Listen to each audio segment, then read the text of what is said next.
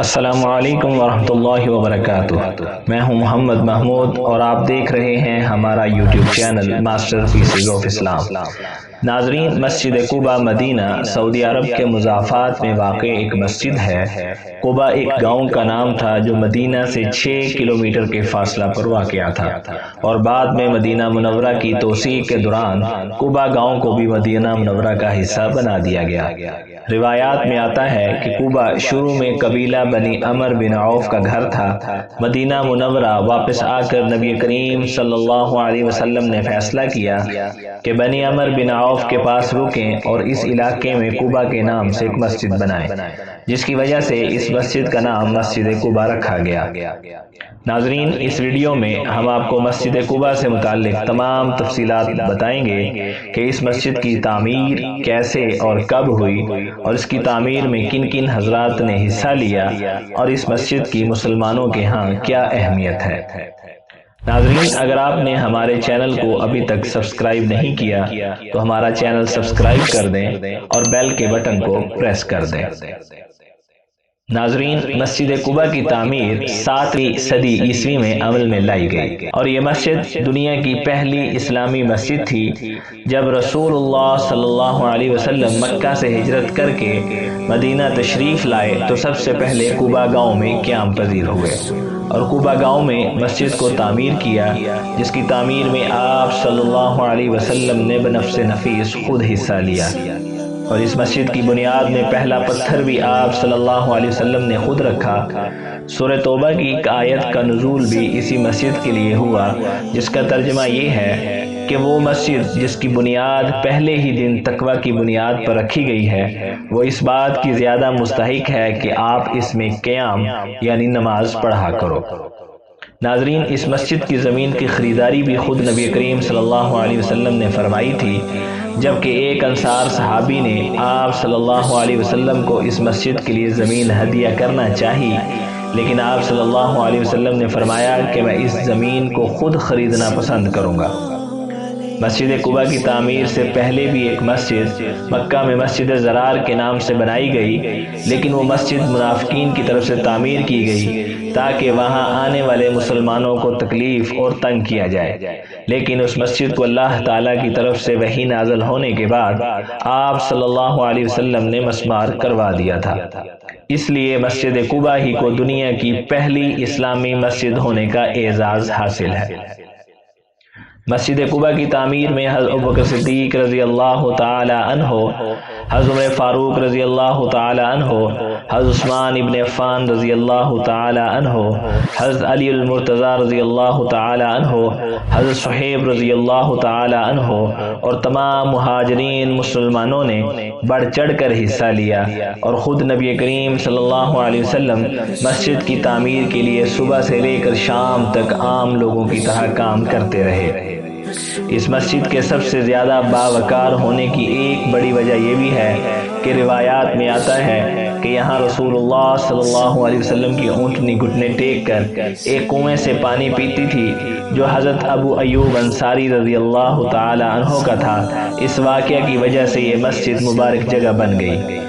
نیز اس کے علاوہ یہ بھی کہ رسول اللہ صلی اللہ علیہ وسلم نے ہجرت کے زمانے میں اپنے صحابی ابوبکر رضی اللہ تعالیٰ عنہ کے ساتھ یہاں 3 سے 4 دن قیام فرمایا۔ ابن عمر رضی اللہ تعالی عنہ سے روایت ہے کہ رسول اللہ صلی اللہ علیہ وسلم ہر ہفتہ کو اونٹ پر سوار ہو کر یا پیدل چل کر مسجد قباء میں 2 رکعت نماز پڑھتے تھے۔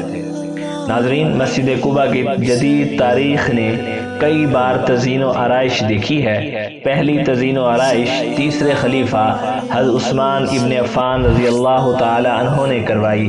پہلا مینار 8ویں اموی خلیفہ عمر بن عبدالعزیز نے بنایا تھا، جو عمر ثانی کے نام سے بھی جانا جاتا تھا۔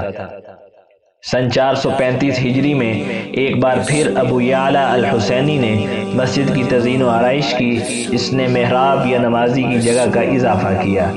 تبدیلیوں کا اگلا مجموعہ ایک مشہور مسلم شاعر کمال الدین الاصفہانی نے سن 555 ہجری میں کیا۔ اس کے بعد کئی سالوں میں اس میں بہت سی تبدیلیاں آئی، یعنی 671 ہجری، 733 ہجری، 840 ہجری، 881 ہجری۔ آخری تزئین و آرائش 1245 ہجری میں عثمانی حکمران سلطان عبد المجید خان نے کی تھی۔ اس وقت مسجد قباء سعودی حکومت کے زیر انتظام ہے، جس کی قیادت فرما روا شاہ سلیمان بن عبد العزیز آل سعود کر رہے ہیں۔ اس کا انتظام حج امور کی وزارت کرتی ہے، جو ڈھانچے کی ضروری دیکھ بھال اور تزئین و آرائش کا خیال رکھتی ہے۔ مرحوم شاہ فہد بن عبد العزیز کے دور حکومت میں 1986 میں کئی نئے علاقوں کو شامل کرنے کے لیے مسجد کی توسیع کی گئی۔ تزئین و آرائش کی گئی مسجد کی دوسری منزل پر ایک مستطیل نمازی ہال ہے، جو کئی رہائشی لائبریریوں، دفتر، دکانوں وغیرہ سے جا کر ملتا ہے۔ مسجد قباء کے 7 مرکزی داخلی دروازے اور 12 چھوٹے داخلی دروازے ہیں۔ مسجد کے 4 متوازی مینار اور 56 چھوٹے مینار ہیں، جو کہ مسجد کے چاروں اطراف میں بنائے گئے ہیں۔ مسجد کا صحن سیاہ، سرخ اور سفید سنگ مرمر سے بنایا گیا ہے۔ ممبر اور محراب بھی سفید سنگ مرمر سے بنے ہوئے ہیں۔ مینار مربع بنیادوں پر رکھے گئے ہیں، جن میں آکٹاگونل شافٹ ہیں، جو کہ اوپر جاتے ہوئے گولائی شکل اختیار کر لیتے ہیں۔ مرکزی صحن کے چاروں طرف ایک عبادت گاہ ہے، جس کے چاروں طرف 6 بڑے گنبد کرسٹڈ کالموں پر بنے ہوئے ہیں۔ یہ ایک پورٹیکو پر بھی مشتمل ہے، جو گہرائی میں 2 خلیجوں پر مشتمل ہے۔ یہ مشرق اور مغرب میں صحن کی حدود کو متعین کرتے ہیں اور عورتوں کے نمازی حال کو مردوں کے نمازی حال سے الگ کرتے ہیں۔ نیز خواتین کی نماز گاہ کو بھی مزید 2 حصوں میں تقسیم کیا گیا ہے۔ اس کے علاوہ جدید ڈھانچہ جدید ترین سہولیات سے آراستہ ہے۔ مسجد میں 3 مرکزی کولنگ یونٹس لگائے گئے ہیں اور مسجد کا کل رقبہ 20,000 سے زیادہ عبادت گزاروں کے لیے بنایا گیا ہے۔ ناظرین، مسجد قباء دوسری سب سے بڑی مسجد ہے اور دنیا بھر کے لاکھوں مسلمانوں کے لیے اہمیت رکھتی ہے، اور ہر مسلمان اس مسجد کو اپنی زندگی میں کم از کم ایک بار دیکھنے اور یہاں نماز پڑھنے کی خواہش رکھتا ہے۔ سنن ابن ماجہ کی روایت ہے کہ رسول اللہ صلی اللہ علیہ وسلم نے فرمایا کہ جس نے اپنے گھر میں وضو کیا اور مسجد قباء میں آ کر 2 رکعتیں پڑھی تو اسے ایک عمرہ کرنے کا ثواب ملے گا۔